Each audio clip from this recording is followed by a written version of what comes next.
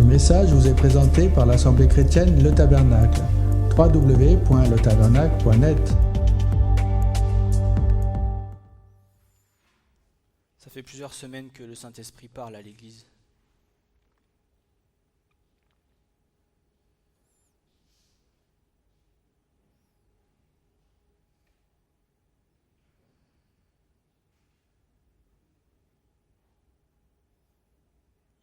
Mais nous devons prendre garde et être vigilants à ce que l'Esprit nous dit.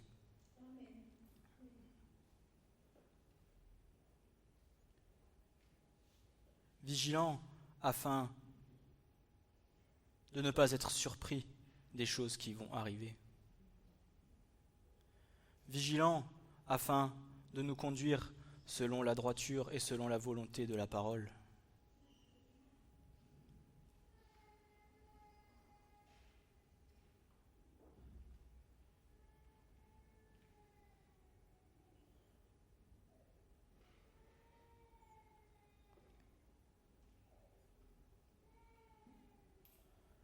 Mais vous savez, l'Église,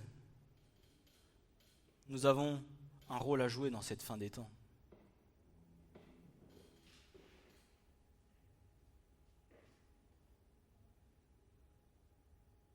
Et la religion n'a pas lieu d'être dans l'Église. La religion doit être brisée de l'Église.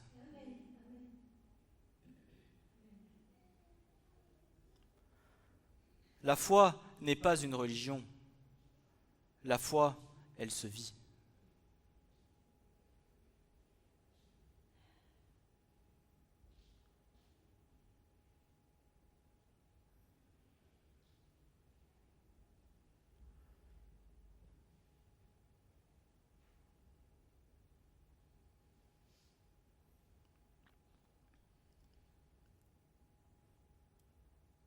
Et en ces temps,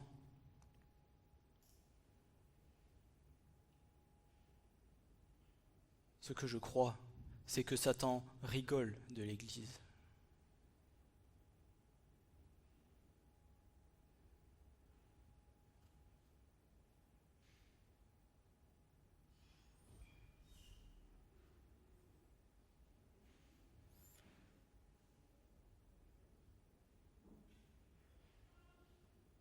Et on va commencer par un passage qui, j'espère,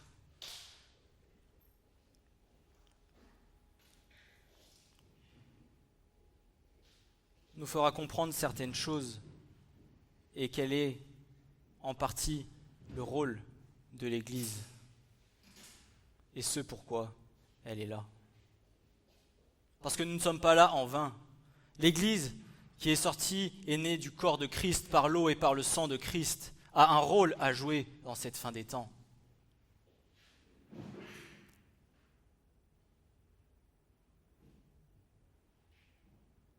Et voici ce que Paul dira dans l'Épître aux Romains, chapitre 11, versets 11 à 15.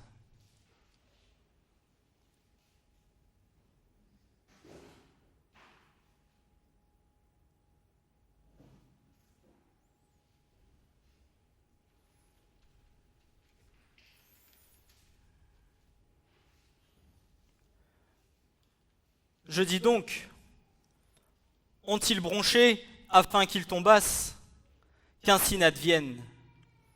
Mais par leur chute, le salut parvient aux nations pour les exciter à la jalousie. Or, si leur chute est la richesse du monde et leur diminution la richesse des nations, combien plus le sera leur plénitude ? Car je parle à vous, nations, en tant que moi je suis en effet apôtre des nations, je glorifie mon ministère. Si en quelque façon je puisse exciter à la jalousie ma chair et sauver quelques-uns d'entre eux, car si leur réflexion est la réconciliation du monde, quelle sera leur réception, sinon la vie d'entre les morts ?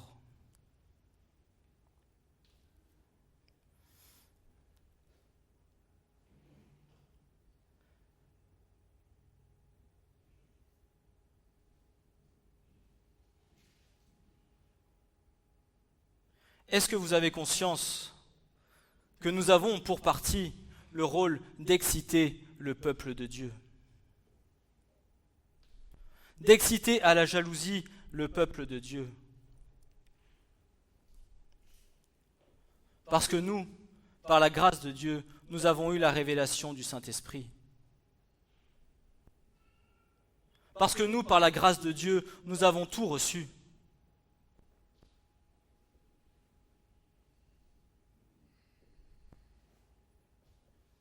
Et où sommes-nous?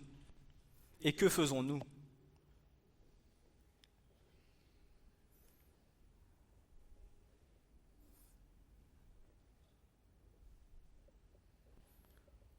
Où sont nos cœurs? Dans les choses que nous désirons nous ou dans les choses de la vérité de Dieu?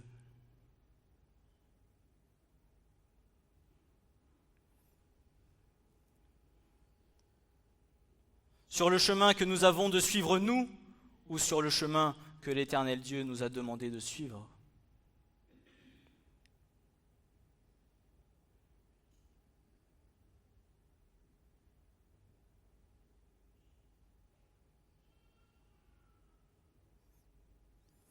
Venons-nous chaque dimanche par un acte de foi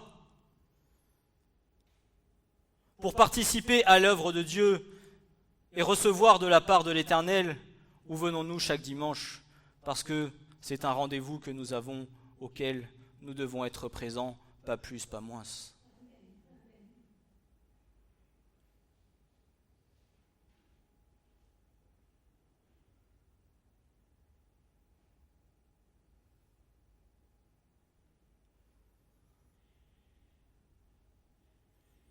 Et combien de fois je me souviens les vendredis soirs où notre frère rentrait et nous parlait et la première question c'était « Que vous a dit le Saint-Esprit cette semaine ?»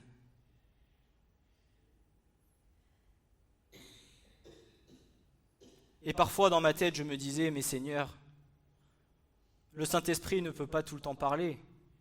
Moi le Saint-Esprit ne m'a pas parlé. » Eh bien vous savez quoi? Tous les jours le Saint-Esprit parle à l'Église. Et sauf que normalement, tous les vendredis, nous aurions dû avoir à dire « Oui, cher frère, le Saint-Esprit m'a dit ceci, le Saint-Esprit m'a dit cela, le Saint-Esprit m'a révélé ces choses. » Si du moins, la vie du chrétien est une vie consacrée dans les choses de l'Éternel.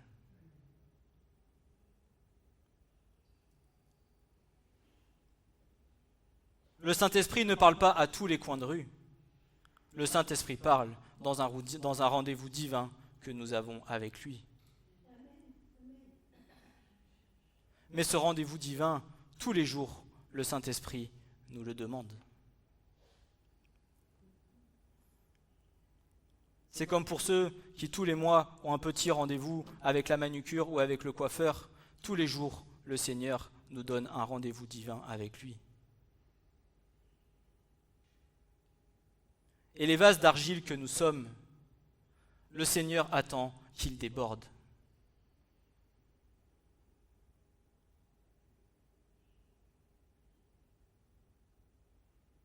Et parce qu'ils déborderont, parce que nous serons remplis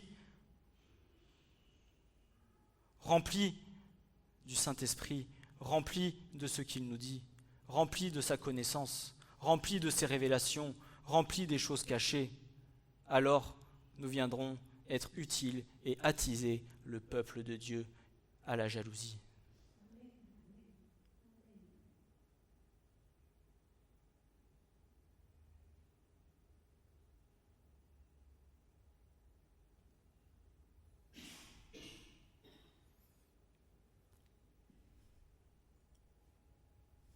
Mais le Saint-Esprit ne viendra pas parler dans les 10 minutes que nous viendrons lui dire en lui disant « Seigneur, merci de me garder aujourd'hui, de garder mes enfants à l'école, que je puisse passer, Seigneur, une bonne journée, que tu me gardes, que tu me couvres de toute ton armure, Seigneur, et je te rends gloire pour ce jour que tu m'accordes. » Et la prochaine fois que tu lui redonnes rendez-vous, c'est le lendemain matin pour les 5 prochaines minutes de ta journée.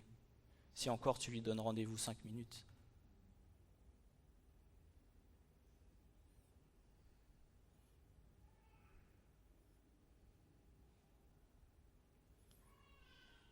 Et le Saint-Esprit parle à travers les louanges. Il l'a encore dit ce matin. Veux-tu sacrifier tout ce que tu as ?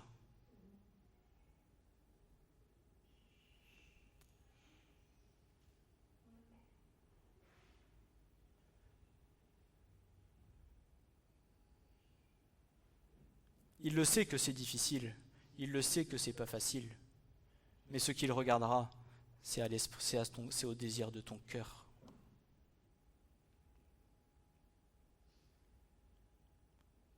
Ne faisons pas les choses par intérêt, ne faisons pas les choses en attendant quelque chose, faisons les choses uniquement parce que tout notre amour, tout l'amour que nous avons pour lui est dans notre cœur. Parce que toute la place que nous avons dans nos cœurs lui est réservée. Parce que nous ne voulons rien d'autre que lui appartenir.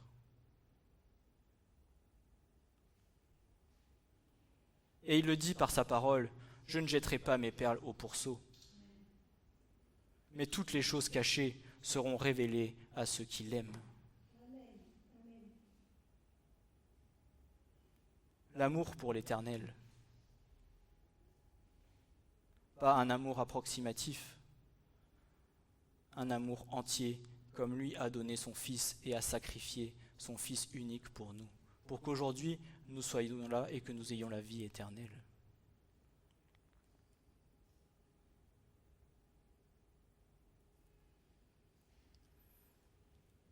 Et si vous regardez tous les hommes de la parole, tous ceux qui ont eu une grande relation avec Dieu, tous ceux en qui l'Éternel a accompli de grandes choses, avaient une vie consacrée et sanctifiée pour l'Éternel. Que ce soit Moïse, que ce soit David, que ce soit Paul, tous avaient une vie consacrée.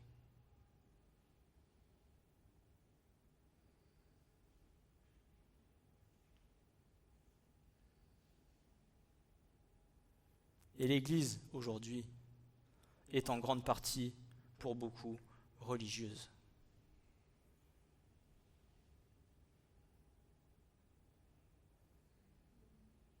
Vous savez, hier, j'étais à un mariage dans une église catholique et j'entendais le prêtre qui parlait et je me dis, j'étais triste dans mon cœur. Je me dis, mais Seigneur, combien toutes ces choses ne sont que religieuses ? Lire des phrases pour lire des phrases, faire un mariage pour faire un mariage. Je me disais, mais où est la présence de l'Esprit de Dieu ?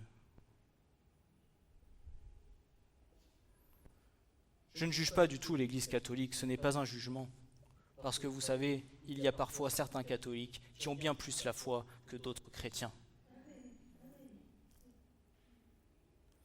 Mais nous qui avons été enseignés, nous qui avons tout reçu, du moins en partie, qui avons énormément reçu, où est notre feu ?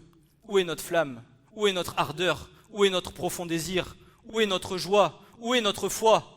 Où est-elle ?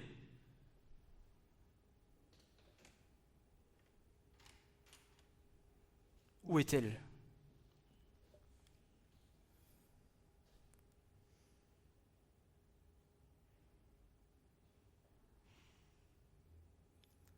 Une fois de temps en temps, quand nous avons besoin que c'est la crise à la maison,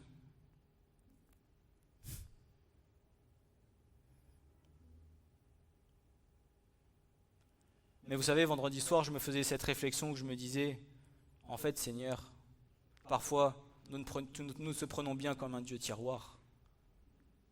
Nous parlons parfois de certaines personnes qui crient à Dieu uniquement quand elles ont besoin, mais même nous, parfois, Seigneur, qui entendons ta parole tous les dimanches, ne te prenons pas parfois comme un Dieu tiroir, où une fois de temps en temps, nous faisons les religieux spirituels parce que nous allons prier le matin de temps en temps pour apaiser notre conscience, et par la suite, nous venons crier à Dieu uniquement quand nous avons des problèmes. Et finalement, le Seigneur me met sur mon cœur en me disant, mais parfois, tu me prends aussi pour un Dieu tiroir.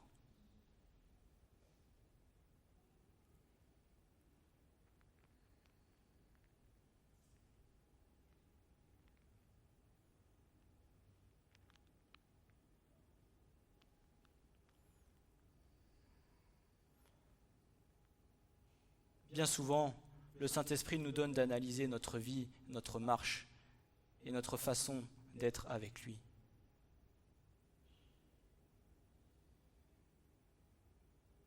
Mais il en est de notre propre responsabilité, ou bien de lui obéir de tout notre cœur, ou bien de continuer à vivre selon nos propres désirs, selon la religion que nous nous sommes appropriée. Mais croyez-moi, ce n'est pas la vie dans la foi.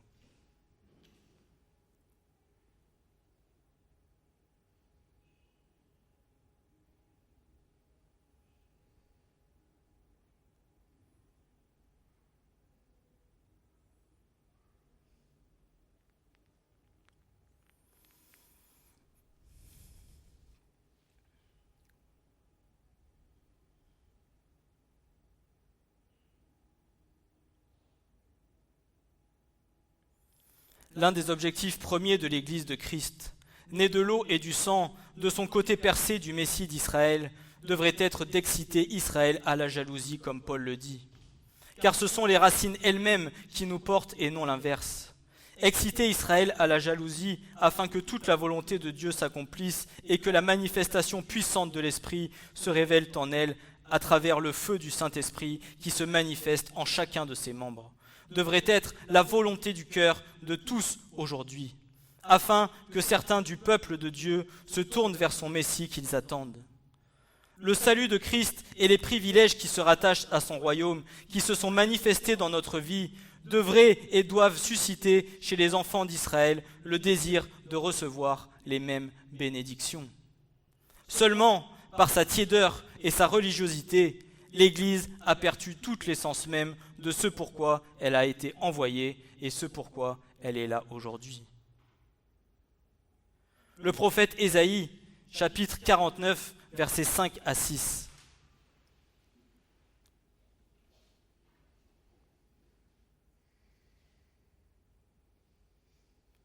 Et maintenant, dit l'Éternel, qui m'a formé dès le ventre pour lui être serviteur, afin de lui ramener Jacob, quoique Israël ne soit pas rassemblé, je serai glorifié aux yeux de l'Éternel. Et mon Dieu sera ma force. Et il me dit, c'est peu de choses que tu me sois serviteur pour rétablir les tribus de Jacob et pour ramener les préservés d'Israël. Je te donnerai aussi pour être une lumière des nations, pour être mon salut jusqu'au bout de la terre. Cette prophétie d'Ésaïe apporte un aspect important de la mission de l'Église aujourd'hui, qui est d'apporter la lumière de Christ et le message du salut à toutes les nations aux quatre coins de la terre, afin que toutes entendent l'Évangile et aient l'occasion de croire en Yeshua, le Messie, Fils de Dieu. Le rôle de l'Église est de prêcher fidèlement, avec ardeur et foi, l'Évangile de Christ, excitant la jalousie du peuple élu de Dieu avant même le commencement, étant eux-mêmes nos racines auxquelles les branches nous avons été hantés. Nous vivons dans la fin des temps, car tous les signes se sont accomplis, et ce que les serviteurs de Dieu et le Seigneur Jésus-Christ lui-même ont prophétisé, lesquels? Les signes de la nature, puisque la création gémit et souffre des douleurs de l'enfantement. Ces signes sont les tremblements de terre et l'activité volcanique croissante, les tsunamis, les ouragans, les fontes de pôle, etc. Et Paul dira dans Romains 8, versets 20-22, « Car la création a été assujettie à la vanité, non de sa volonté, mais à cause de celui qui l'a assujettie, dans l'espérance que la création elle-même aussi sera affranchie de la servitude, de la corruption, pour jouir de la liberté, de la gloire des enfants de Dieu. Car nous savons que toute la création ensemble soupire et est en travail jusqu'à maintenant. » Est-ce que nous soupirons à la venue de Christ sur la terre? Est-ce que nous avons conscience qu'il est à la porte? Est-ce que nous avons conscience que c'est aujourd'hui le jour du salut? Tu es là aujourd'hui. Qui te dira que tu es là demain?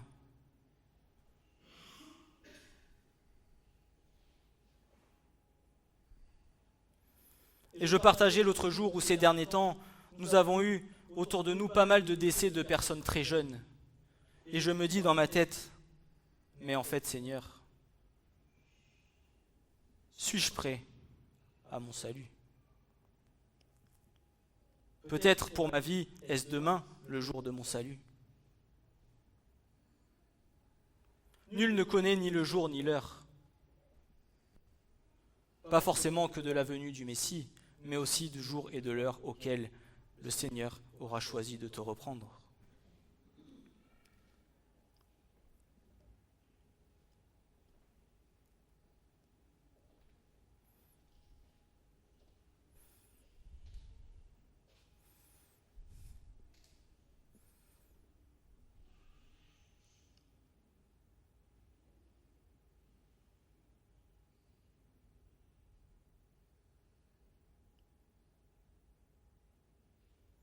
Il y a beaucoup de choses que nous ne prenons pas au sérieux dans la parole.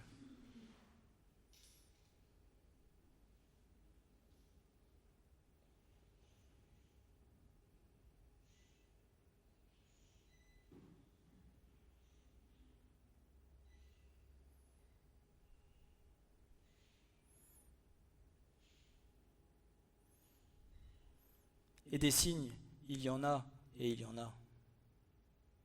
Mais est-ce que nous prenons garde à tout ce que le Seigneur nous montre chaque jour? Est-ce que nous sommes attentifs à tout ce que le Seigneur nous dit?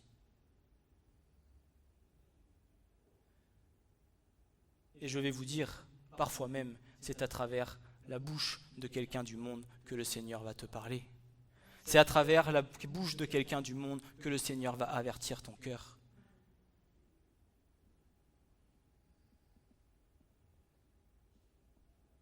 Et ce n'est pas pour rien que la parole de Dieu dit « Le Saint-Esprit parle, mais l'homme n'y prend pas garde ».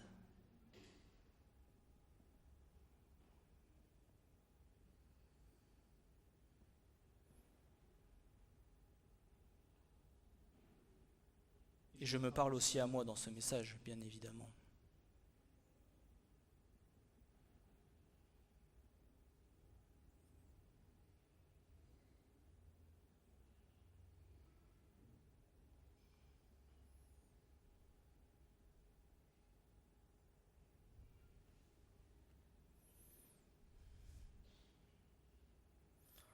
Pouvoir être rempli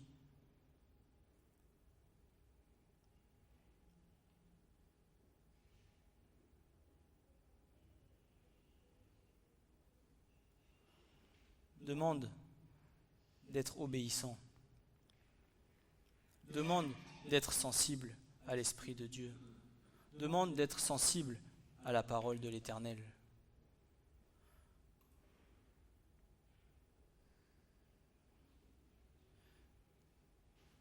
Et comme on partageait vendredi soir,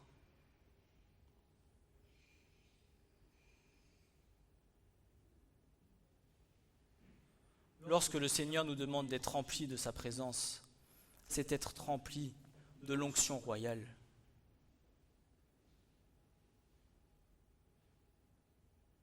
La même onction qu'il y avait dans le lieu très saint du tabernacle.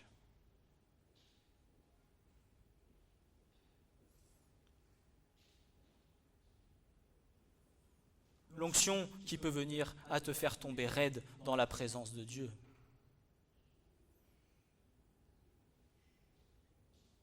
Parce que lorsque Aaron rentrait dans le lieu très saint et qu'il avait les clochettes de façon à être certain qu'il était encore en vie, et que si jamais ils n'entendaient plus les clochettes, les sacrificateurs le tiraient afin d'être certains qu'il était encore vivant. Mais est-ce que nous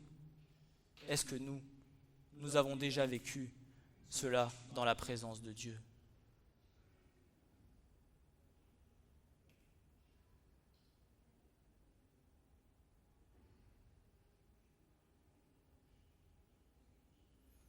Il ne nous suffit pas simplement de venir à l'église pour recevoir cette onction. Parce que je vais te dire une chose, là où tu le recevras plus, c'est dans le secret de ta chambre. C'est dans ton intimité de cœur à cœur avec Dieu.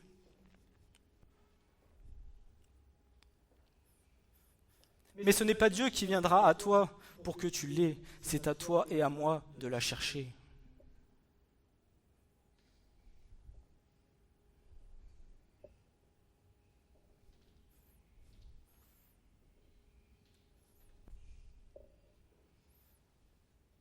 une vraie relation de cœur à cœur avec Dieu.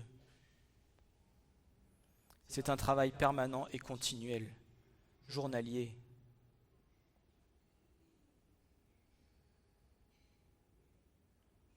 Pour que l'Église puisse être ce qu'elle doit être. Pas une Église religieuse,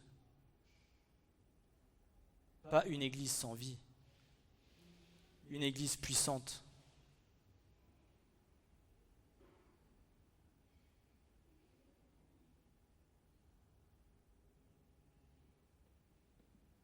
Remplie de la parole, remplie des armes de l'Éternel, afin de pouvoir être capable de combattre contre toutes les attaques que l'ennemi nous met sur notre route.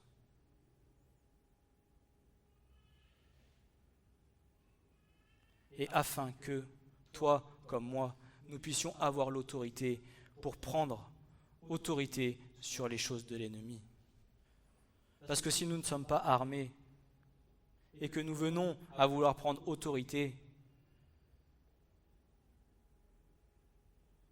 nous allons nous faire ramasser comme une brindille sur le bord du chemin par le vent qui souffle.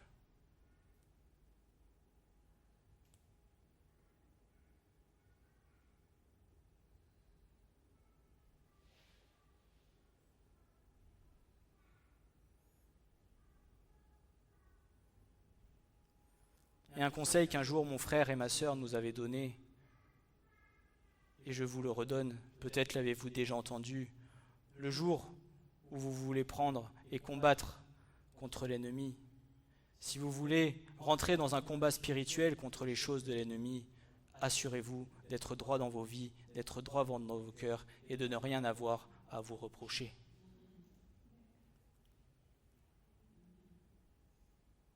Parce que ce n'est pas toi qui combat, c'est ce qui est en toi. Mais si tu es vide et que tu n'es point rempli, tu vas te faire balayer. Parce que l'ennemi sait aussi ce que tu fais dans ta vie et ce qui n'est pas bon dans ta vie.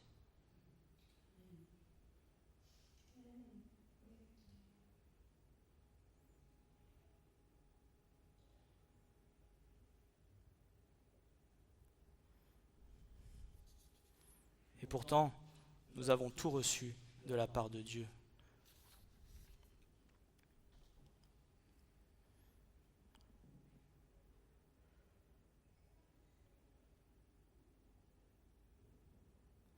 Nous vivons dans les derniers jours et nous sommes temporairement dans l'accomplissement des chapitres 2 et verset 3 de l'Apocalypse, où l'ange de l'Assemblée va parler aux 7 églises et où le Seigneur exhorte l'église apostate à se repentir avant le glorieux événement de l'événement qui est à la porte. « J'ai contre toi que tu as abandonné ton premier amour », à l'église dira l'ange à l'église d'Éphèse. C'est une allusion à l'amour ardent et à la consécration à Christ et à sa parole, dont les Éphésiens faisaient preuve au début de leur vie et dont ils voudraient que nous retournions à cet amour ardent que nous avions tout au début de notre rencontre avec le Christ. Cette mise en garde nous apprend qu'il ne suffit pas de connaître une bonne doctrine, d'obéir à certains commandements simplement par intelligence et d'adorer le Seigneur dans l'Église. Ce que le Seigneur attend, c'est que l'Église retrouve l'amour qu'il avait lorsqu'il a rencontré son Seigneur et son Sauveur. Nous savons tous comment nous étions les premiers temps où nous avons rencontré le Seigneur. Nous étions bouillants, nous étions ardents, nous étions remplis de feu, nous voulions tout dégommer. Nous nous croyons même plus forts que tout. Et aujourd'hui, nous dormons.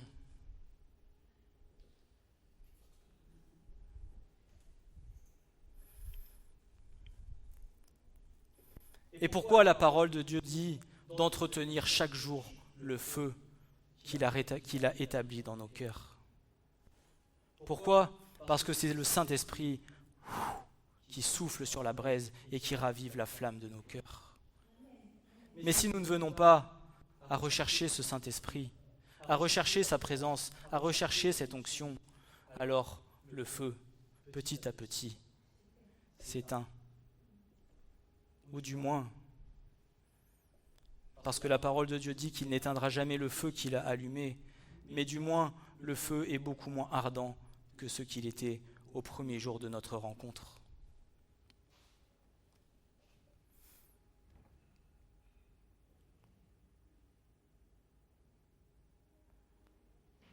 Et la foi de l'Église,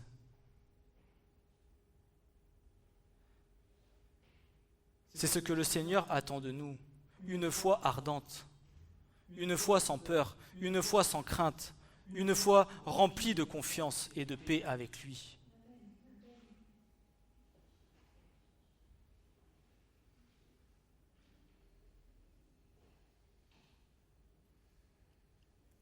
Je ne parle pas de la foi qu'il t'a donnée lorsque tu l'as rencontré.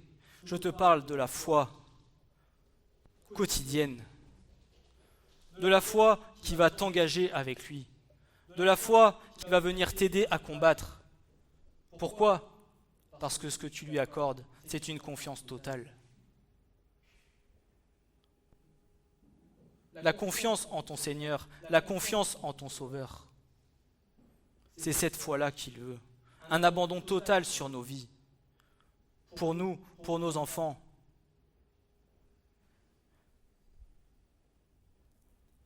Je ne parle pas d'une foi et d'être fou, une foi dans la sagesse, mais une foi dans la confiance dans ton Seigneur. Bien que les gens du dehors diront que oui, nous sommes fous, mais qu'importe, ce que le Seigneur attend, c'est une foi dans la confiance en lui et avec l'assurance que tout en lui peut s'accomplir.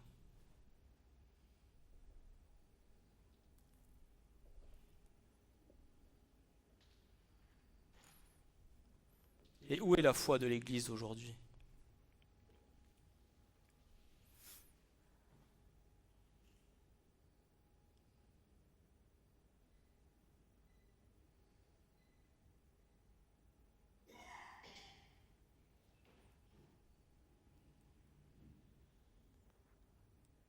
Il est important que si nous voulons voir les choses s'accomplir de la part de l'Éternel, il va falloir que par la puissance de la prière, par l'Esprit de Dieu et par la foi, nous brisons la religiosité de l'Église.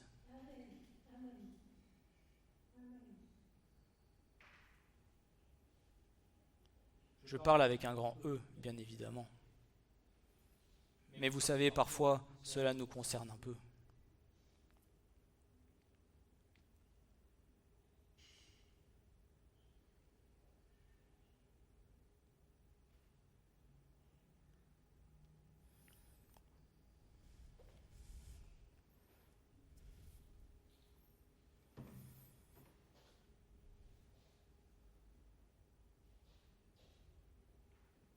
Et voici ce que Paul dira dans 2 Corinthiens au chapitre 11 et versets 1 à 4.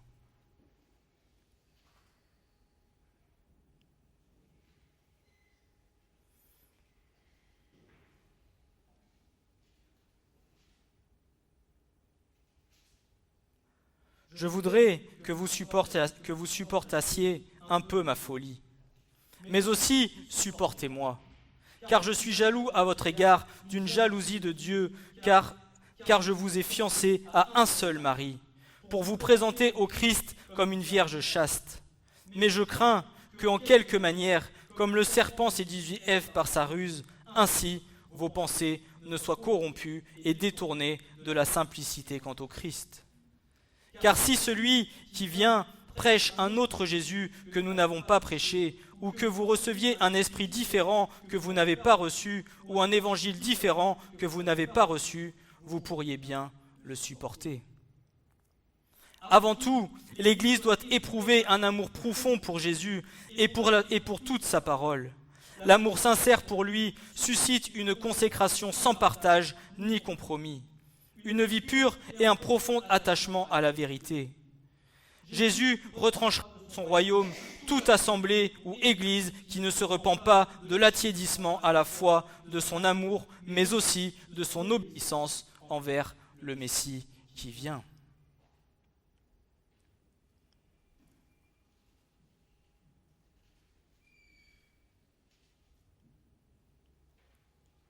Si l'Église recevait un autre évangile différent que nous n'avions pas reçu, vous pourriez bien le supporter, dira Paul.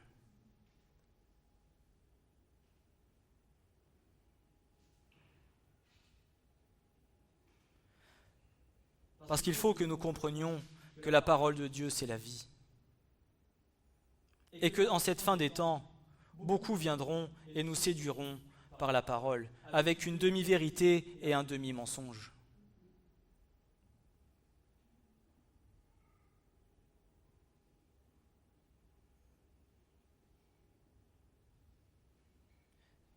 Et si nous,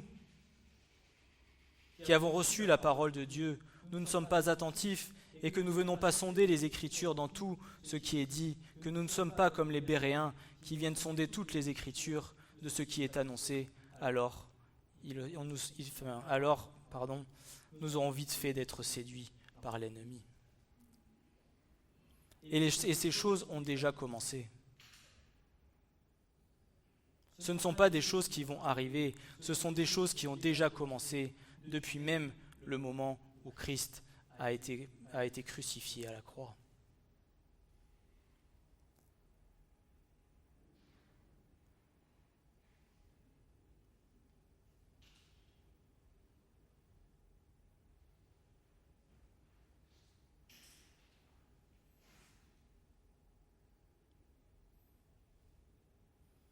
Et si l'Église n'est point remplie de la parole et ne connaît point la vérité, alors comment pourra-t-elle venir combattre contre les choses de l'ennemi?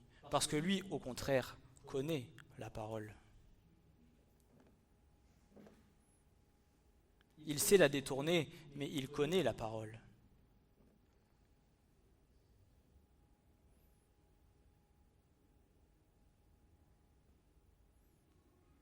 Et pour ma part, je reste persuadé que tout ce qui vient à traîner sur YouTube, si toutes ces choses-là ont été créées, croyez-moi que c'est pour en écarter un paquet de chrétiens qui ne sont pas affermis dans la foi et dans les choses de la vérité. Alors vous savez, si parfois vous n'êtes pas sûr de connaître toute la parole, mieux vaut ne rien écouter et écouter simplement le Saint-Esprit et lire la parole de Dieu que de vous nourrir sur Internet.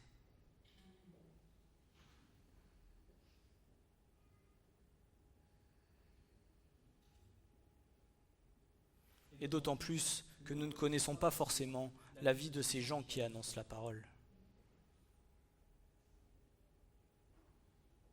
Nous pouvons faire le beau et le spirituel pendant 40 minutes derrière une caméra, mais qu'en est-il de notre vie? Qu'en est-il de notre marche? Qu'en est-il de notre consécration?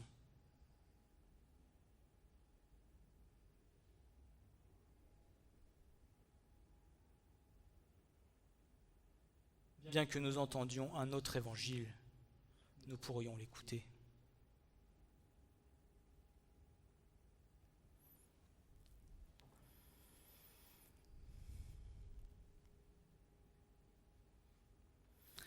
L'Église, à la fin des temps, se trouvera sous différentes formes. Tout d'abord, il y a une Église sainte, sans tache et sans souillure, étant semblable à l'épouse parfaite de Christ, à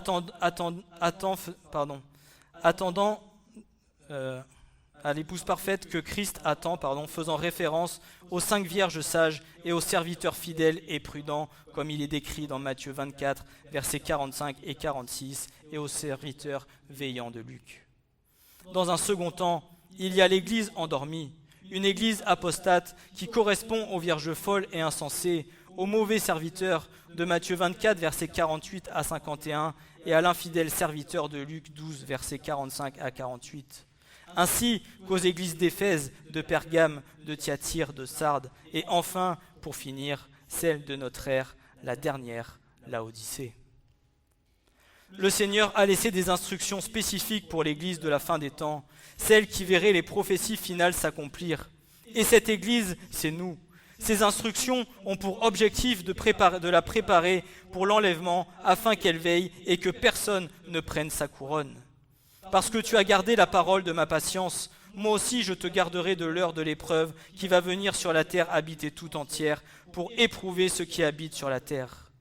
Je viens bientôt, tiens ferme ce que tu as, afin que personne ne prenne ta couronne. Apocalypse 3, versets 10 et 11. Beaucoup d'églises n'ont pas pris conscience du temps dans lequel elles vivent, car elles ont leurs yeux fixés sur cette terre. Certains pensent même à de grands ministères sur cette terre parce qu'elles pensent qu'elles ont tout le temps de faire des plans, des choses matérielles, de posséder des biens et d'autres choses encore. Mais l'Église de la fin des temps doit se concentrer sur les choses suivantes. La prédication de l'évangile du salut pour les âmes, l'annonce de la venue prochaine du Seigneur pour son Église lors de l'enlèvement, l'annonce de l'arrivée de la colère de Dieu lors du jugement de la tribulation, l'annonce de la seconde venue de Christ et la prédication des promesses éternelles. En cette fin des temps, l'Église a une mission prophétique qui n'a rien à voir avec les prophéties terrestres et de prophéties matérielles, mais plutôt avec l'annonce du retour prochain de Jésus pour son épouse et les jugements qui suivront. Ces deux messages s'adressent aux non-convertis qui n'ont pas reçu Jésus comme Seigneur et Sauveur, à l'Église endormie pour qu'elle se réveille, et celle qui est réveillée pour qu'elle soit vivifiée et garde le feu pour la venue du Seigneur Jésus-Christ. À nous de savoir si nous voulons être prêts, si nous voulons que nous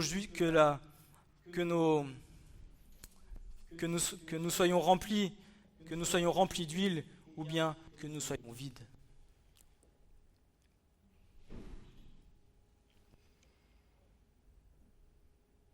Nous avons reçu tous les conseils, nous avons reçu toutes les ordonnances.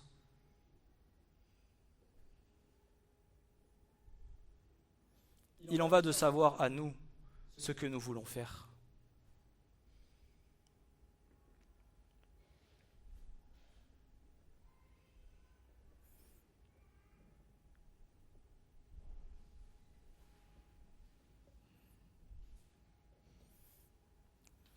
Et même pour nous tous qui venons à prêcher, il est important que nous prêchions non pas ce que nous voulons dire, mais ce que le Saint-Esprit veut dire à l'Église.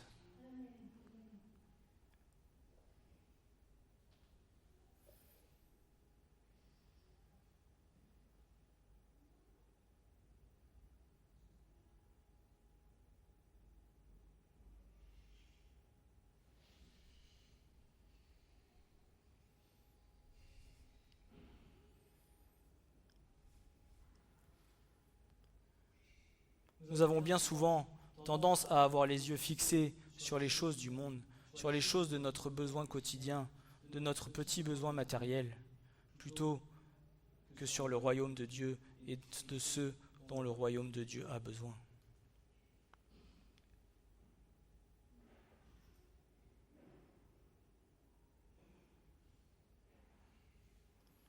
Recherchez premièrement le royaume de Dieu et sa justice, et tout vous sera donné par-dessus.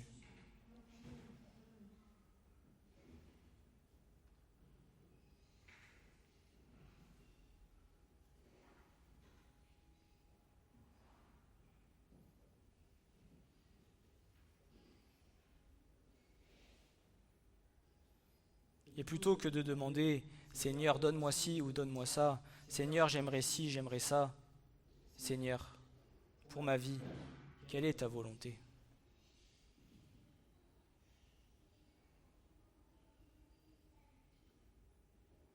Mais ces réponses-là ne s'obtiennent que dans l'intimité avec ton Seigneur.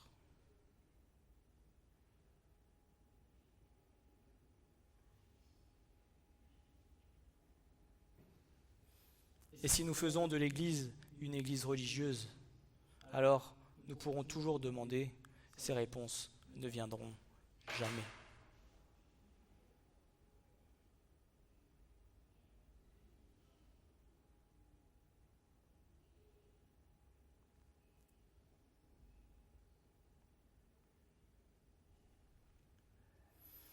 Et je finirai par ce passage de Paul qui dira aux Hébreux, de l'Épître aux Hébreux qui dira au chapitre 10, versets 23 à 31, « Retenons la confession de notre espérance sans chanceler, car celui qui a promis est fidèle. Et prenons garde l'un à l'autre pour nous exciter à l'amour et aux bonnes œuvres. Pas le rassemblement de nous-mêmes, comme quelques-uns ont l'habitude de faire, mais nous exhortant l'un l'autre, et cela d'autant plus que vous voyez le jour approcher. Car si nous péchons volontairement, après avoir reçu la connaissance de la vérité, il ne reste plus de sacrifice pour les péchés, mais une certaine attente terrible de jugement et l'ardeur d'un feu qui va dévorer les adversaires. Si quelqu'un a méprisé la loi de Moïse, il meurt sans miséricorde sur la déposition de 2 ou de 3 témoins. D'une punition combien plus sévère pensez-vous que sera jugé digne celui qui a foulé aux pieds le Fils de Dieu et qui a estimé profane le sang de l'alliance par lequel il avait été sanctifié et qui a outragé l'Esprit de grâce. Car nous connaissons celui qui a dit « À moi la vengeance, moi je rendrai, dit le Seigneur, et encore, le Seigneur jugera son peuple. C'est une chose terrible que de tomber entre les mains du Dieu vivant. » Amen.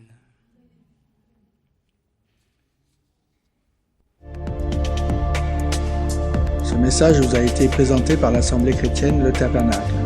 www.letabernacle.net